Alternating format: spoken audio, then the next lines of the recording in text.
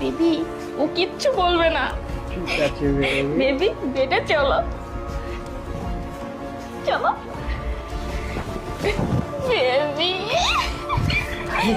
যাক, তুমি তো ভালোই বুঝ দিতে পারো তোমার স্বামীকে। হ্যাঁ, আর তোমার স্বামী দেখতেছি তোমার উপরে কোনো কথাই বলতে পারে না।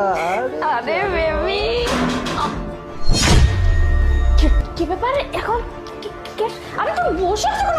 লুকাও না, তাড়াতাড়ি যাও যাও তাড়াতাড়ি। ওকে আরে তুমি তুমি আমার বাসায় কি করতেছো? হ্যাঁ, আমি বাসায় চলে আসলাম। আমি তো অফিসে যাচ্ছিলাম, এর মধ্যে আবার কাজের মেয়েটা একটা ফোন দিয়ে ভিডিও পাঠালো, সেজন্য আবার চলে আসলাম। ভিডিও কিসের ভিডিও? ও তো মাত্রই আসছে। এই মাত্রই আসছে, সেজন্যই তো আমি আসলাম এই যে ভিডিওটা আচ্ছা দেখার জন্য। কি কি বলতেছো আমি তো কিছুই বুঝতে পারতেছি না। হ্যাঁ, সব কিছু বুঝতে পারবে। দেখতে পাচ্ছ এটাকে? বুঝতে পারছো? কোথায় সেই বাহাদুর শাহ? কোথায়? ডাক দাও একটু তাকে।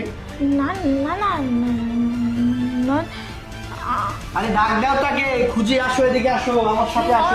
নয় শোনো না।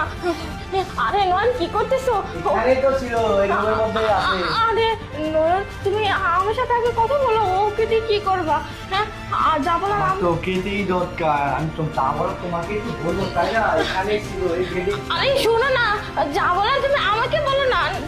তাই না আমি আমি অপরাধ করছি, তুমি ওকে দিয়ে কি করবা?